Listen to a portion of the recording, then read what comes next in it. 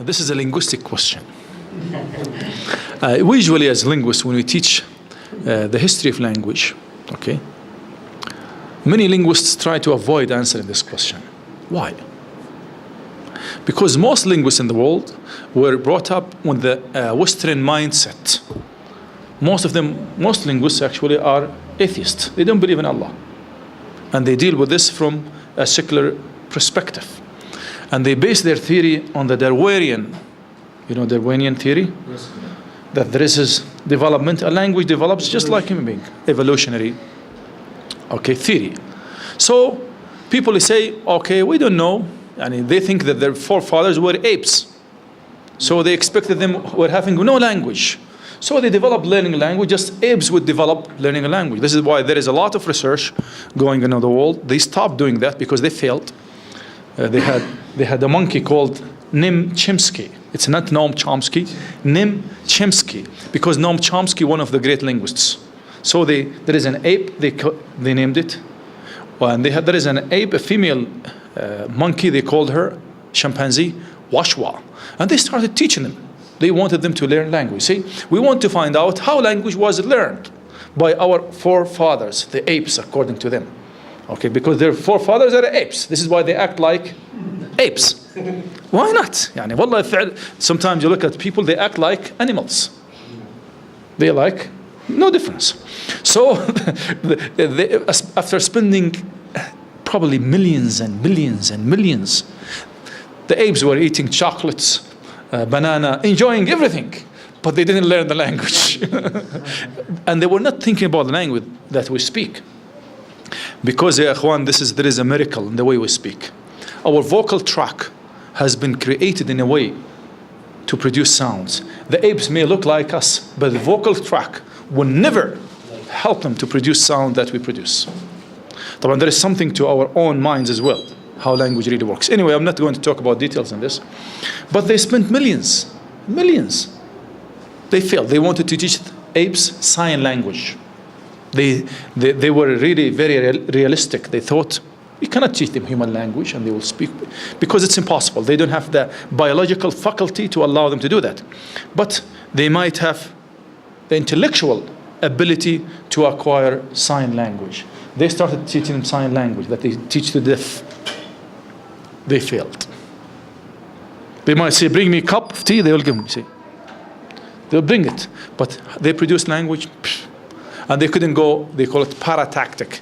When you go beyond the word level to the phrase level, phrase meaning you have more than one word put together, they couldn't go with the phrase level. هذا كوب ايش يا حسن؟ كوب ايش؟ كوب ايش؟ كوب ايش؟ هذا شاي ولا قهوة ولا؟ شاي. You say كوب شاي. There, a monkey wouldn't do that. They spend millions for a monkey with sign language. They say, no way. You say, cup, but for tea, no way. They spend millions. But this is why the idea came. They stopped doing research because they don't want to believe in the issue that Allah created Adam. We're not apes. We have never been created by apes. Allah says in the Quran, وَلَقَدْ كَرَّمْنَا بَنِي آدَمَ. We have elevated the sons of Adam. Allah karramna, even all those people. في أحسن تقويم. Allah created man in the best way. So they don't want that. They want to behave like apes.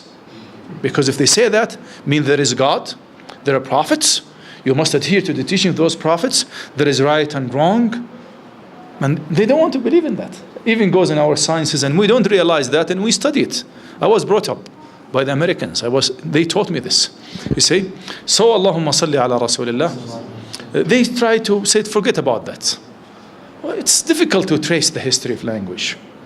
We can even not find the prototype for Indian languages, Indo-European languages, not to mention Semitic languages and all these languages.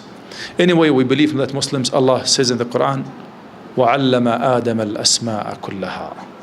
This is in Surah Baqarah. And he taught Adam all names. We don't know which names. Some scholars say it is language. And we cannot really find a human being, because even now the theory about, what they call it, innateness theory of linguistics. It's impossible to teach language, to teach a language. They believe that children come to this world with the ability. They call it language acquisition device. They call it many things. But they come with a system. If you don't have that system, you will never be able to learn language. How did that system come? So it's biologically innate. It's built in.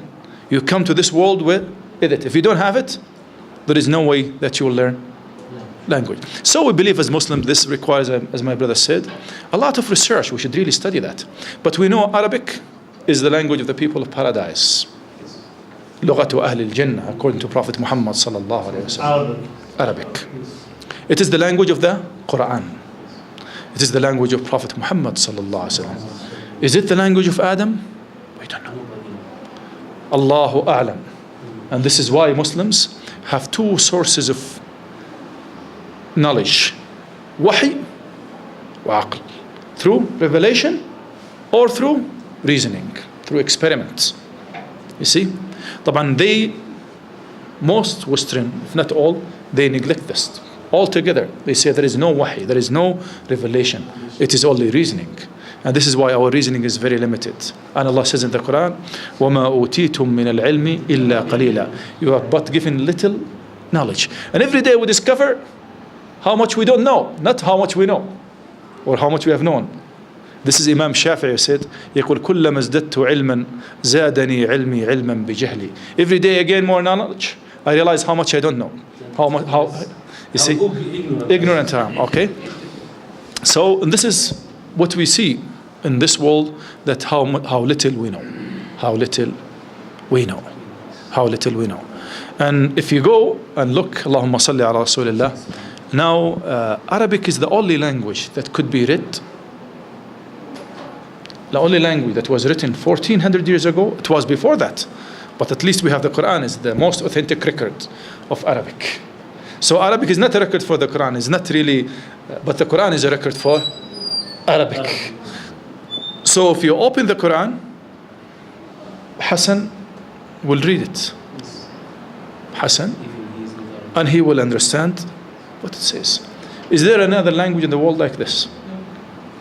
Do you think there will be one? No. Impossible. Never. No. Even if you go back 500 years, we can't read that language. Okay. And this is what we're talking about regarding the history of Arabic that we're dealing with. Those people are linguists, and they're taking us to linguistics. غفر الله لكم.